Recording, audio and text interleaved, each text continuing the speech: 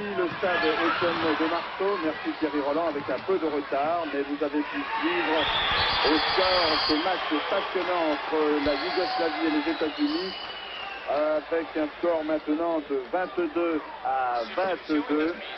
Et c'est pratiquement incroyable puisque depuis maintenant une dizaine de minutes, le score ne cesse d'aller d'un camp à l'autre, 10 à 10, 10-12, 12-10. 12-12, 14-12, c'est une course-poursuite et l'on peut dire que les Américains, pour l'instant, sont sérieusement accrochés. Comment peut-on expliquer cette première partie? Eh bien, peut-être en considérant le score que chacune des deux équipes, celle de Phil Ford, que vous voyez en ce moment, la grande vedette de ces Jeux de Montréal en ce qui concerne le basket, eh bien, les États-Unis ont battu hier Porto Rico par un seul point d'avance, 95 à 84, alors que les Yougoslaves ont gagné, eux, de leur côté, beaucoup plus beau par 84 à 63. Peut-être difficile de se fier uniquement et totalement à la ligne, mais il faut avouer que ce soir, dans ce groupe B, c'est la rencontre la plus importante entre les deux meilleures équipes du groupe B, qui regroupe donc outre les États-Unis et la Yougoslavie, la Tchécoslovaquie, l'Italie et Porto Rico. L'Italie qui cet après-midi a battu les Tchécoslovaques par 79 à 69. On ne s'attendait pas peut-être à trouver autant de résistance pour l'instant dans cette première distance de la part des Yougoslaves. Quand les Américains avaient fait une très très forte impression à l'occasion de leur première rencontre devant l'Italie. Avec une défense très agressive, des interceptions aussi, et puis les accélérations données la plupart du temps par Phil Ford, ce jeune étudiant de Rocky Mount de la Nouvelle-Caroline, qui n'a que 20 ans et qui est incontestablement le meneur de jeu de cette équipe des États-Unis.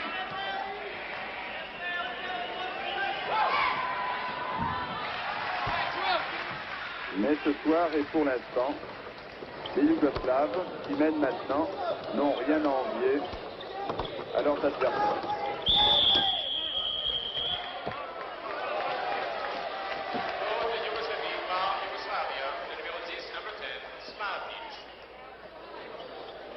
Les Yougoslaves, que vous le savez, ne sont pas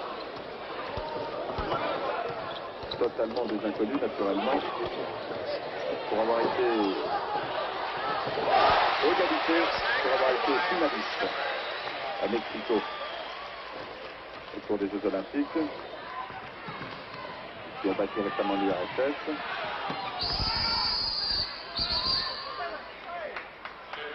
Le panier sera refusé avec une faute au préalable. Quant aux Américains, leur seul véritable objectif est bien fait de reconquérir le titre de champion olympique. Ils ont perdu de façon assez litigieuse il y a 4 ans à Munich, d'un seul point devant l'URSS.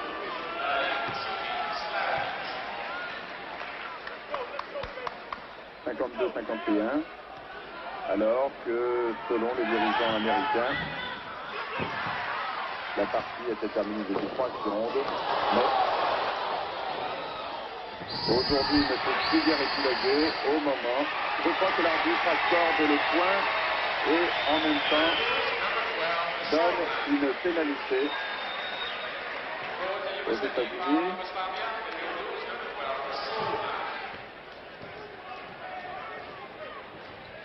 Tandis que Pittsburgh repart à l'attaque.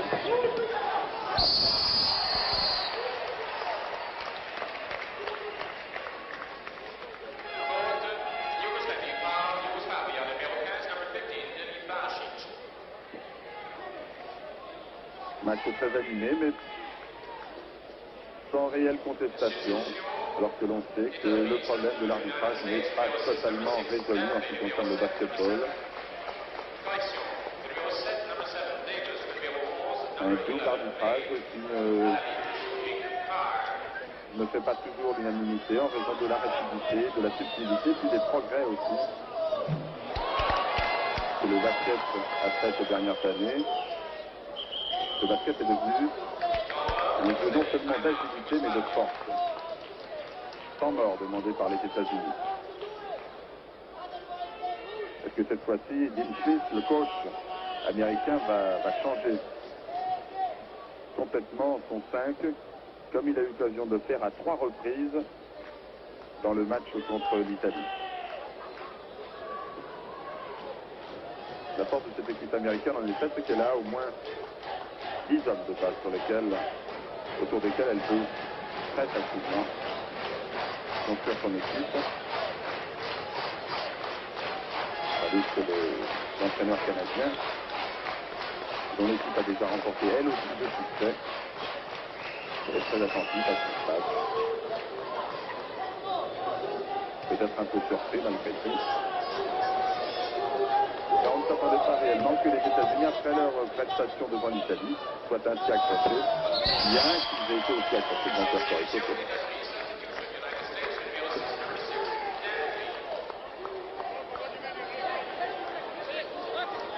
Adrien Van, parmi les meilleurs marqueurs de cette équipe des États-Unis, numéro 6 américain.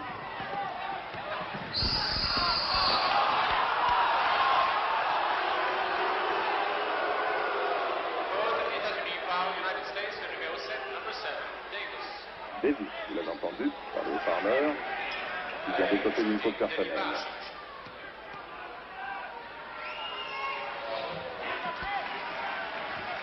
Les Yougoslaves ont été pour l'instant beaucoup plus heureux que leurs adversaires dans leur tentative. Le pourcentage en ce moment est en faveur de la Yougoslavie.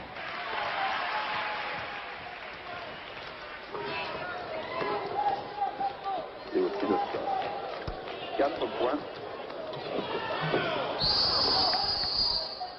Pratiquement à la mi-parcours de ce premier temps.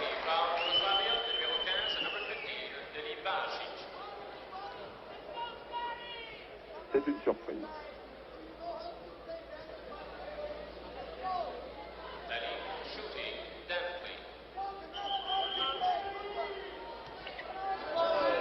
L'URSS va jouer contre le Canada tout à l'heure, à 3 h du matin, heure de Paris.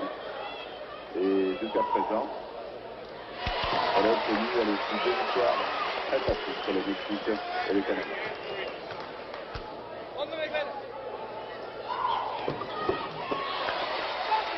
Et pour l'heure, aucun des deux responsables des équipes du RSS et des États-Unis ne veut savoir ce que fait son adversaire. En espérant naturellement se retrouver dans une bonne semaine pour la finale et la district des titres olympiques. Tandis que la Yougoslavie maintient son écart de 4 points.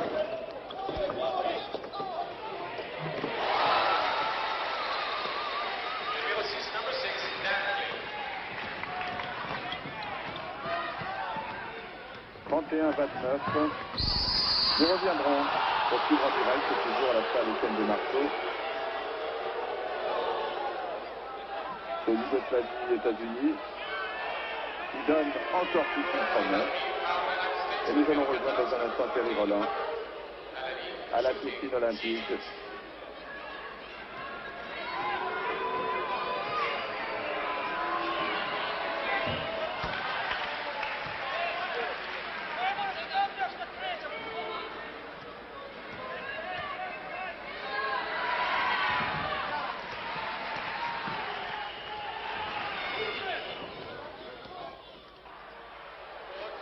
Merci Thierry.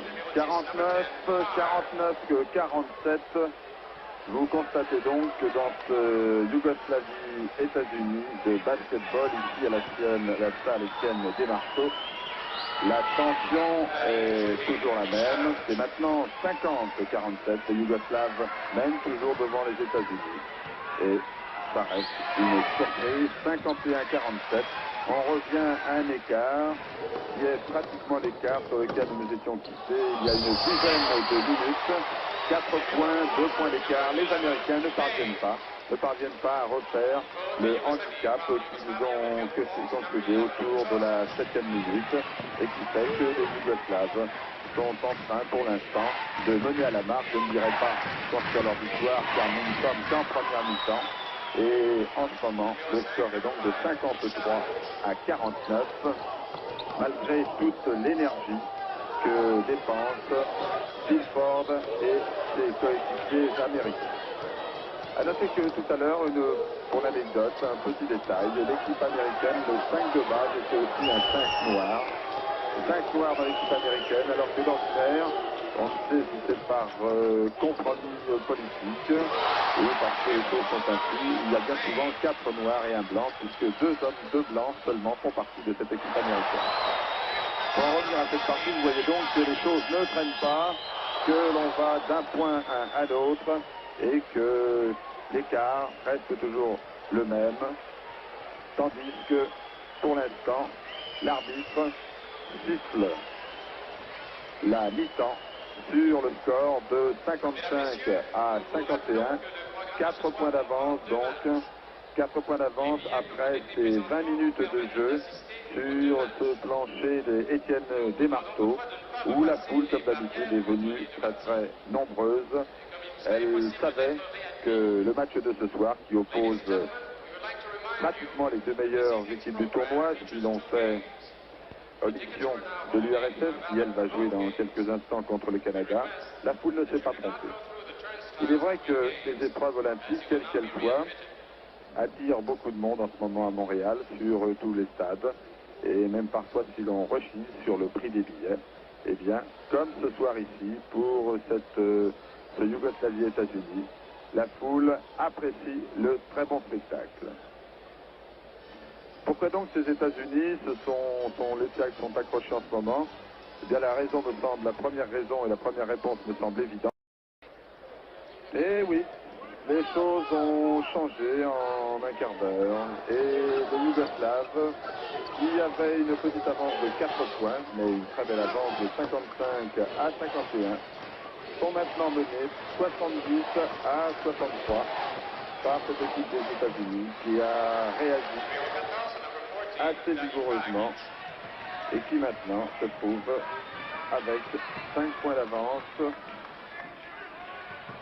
alors qu'il y a eu un petit moment quelques frictions entre joueurs américains et yougoslaves qui ne portent pas tellement à conséquence et qui sont la conséquence quand même de l'épreuve de force que Yougoslaves et Américains ont entamé depuis maintenant près d'une heure ici à la salle Étienne Desmarteaux. Il semble toutefois cette fois-ci que les Américains qui ont dû douter et qui ont eu beaucoup de mal à tenir l'égalité, puis ensuite à ne pas trop se laisser distancer, puisqu'ils ont été menés très longtemps de 3, voire de 4 points, ont maintenant repris confiance, ont repris la maîtrise du jeu, et qu'ils pensent que les dernières minutes leur seront plus favorables. Ce sera sans doute une question de conditions physiques, parce que sur le plan technique, pour l'instant, Yougoslaves et Américains se valent pratiquement. Sinon, qu'on notera dans les derniers moments un peu plus de réussite de la part des hommes au maillot bleu, c'est-à-dire les Américains, contre les hommes au maillot blanc, les Yougoslaves.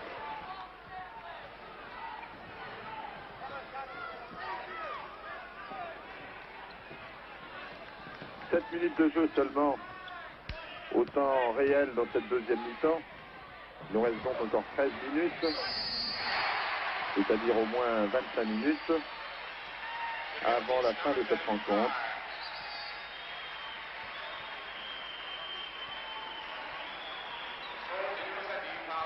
Ah, on ne s'épargne pas sous les paniers. La lutte est très dure. Et les arbitres ont vraiment de quoi faire et ils sont très attentifs. Ce qui est curieux, c'est que les fautes personnelles distribuées ne sont pas très nombreuses. Il y en a eu beaucoup plus, par exemple, cet après-midi à l'occasion d'Italie-Tchécoslovaquie.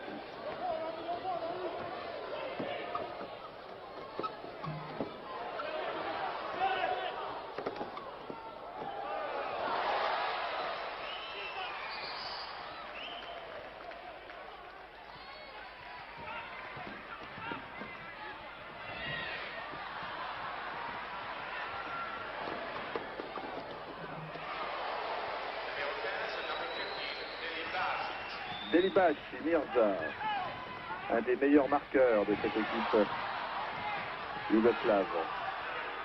Vous avez vu à l'instant avec quelle facilité, que ce soit du côté des Bleus, américains ou blancs, yougoslaves, on parvient presque au-dessus du panier. C'est-à-dire que la moyenne dépasse largement les 2 mètres et ceux qui ne mesurent pas 2 mètres sont l'exception. Une faute personnelle pour Thomas Lagarde.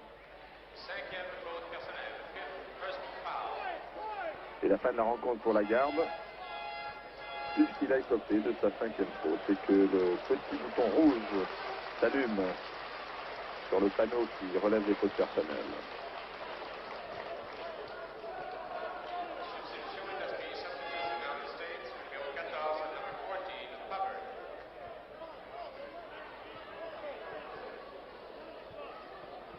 Lagarde qui a 21 ans, qui mesure 2 mètres 08 et qui lui est étudiant naturellement, mais cette fois-ci au nord de New York, à Détroit exactement.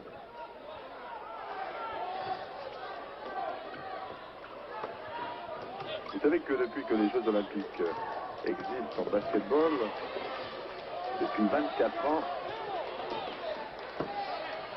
la couronne a toujours été américaine, sauf à Munich, où elle est allée aux Soviétiques.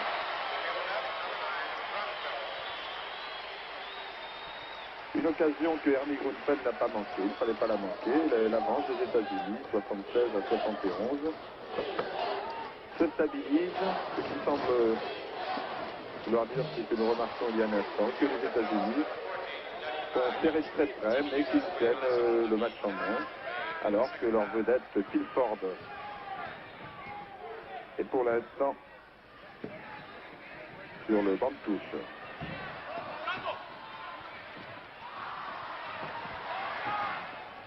Le coach Jim Smith garde bien de parler de l'éventuelle finale et de la probable finale que les États-Unis vont disputer contre l'URSS.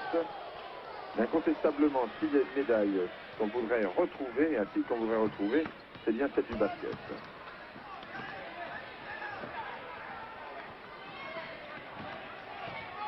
Parce que les Américains considèrent qu'à Munich, ils ont perdu le titre sur un coup vraiment litigieux. Pour eux, pour les joueurs du champ à Munich, la partie était terminée. Pour les chronométreurs, il restait, paraît-il, encore 3 secondes. Et ce sont 3 secondes qu'un joueur soviétique a mis à profit pour donner la victoire 51 à 50 à l'URSS et le titre olympique. Et cela, les Américains ne l'ont pas oublié.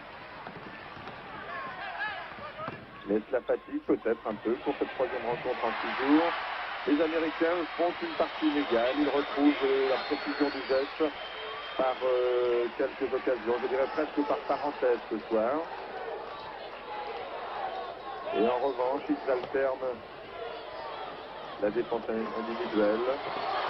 Parfois le pressing était inégal. On ne retrouve pas l'équipe des États-Unis qui avait démarré en fanfare devant l'Italie ce soir. Il y a sans doute une raison évidente, c'est la valeur de cette équipe yougoslave, peut-être la meilleure d'Europe en ce moment. Substitution Yougoslavie, substitution Yugoslavia, le numéro 5, number 5, Ishanovic. Substitution États-Unis, substitution United States. Et Slavnik qui sort pour les Yougoslaves. Et je dirais que pour les Américains, eh bien c'est Phil Ford. C'est la vedette Phil Ford. On en parle beaucoup à Montréal. Il est vrai qu'il a fait forte impression au cours de sa première prestation. Aussi contre Puerto Rico hier.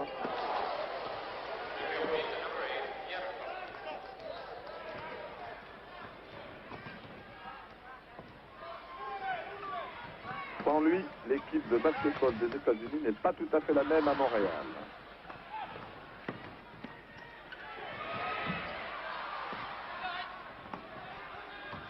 Enfin, pour l'instant, et j'ose espérer que nous pourrions peut-être revenir en fin de partie pour ceux qui ont bien voulu rester avec nous à une heure aussi avancée de la nuit. Que nous reviendrons ici pour donner le résultat final Alors que voici 2 points par Monsieur Fulford, qui nous amène à 78, pardon, 73. 5 points d'avance, me semble-t-il, je n'ai pas perdu ma marque, pour les États-Unis, avant de rejoindre la piscine olympique. À vous, Thierry.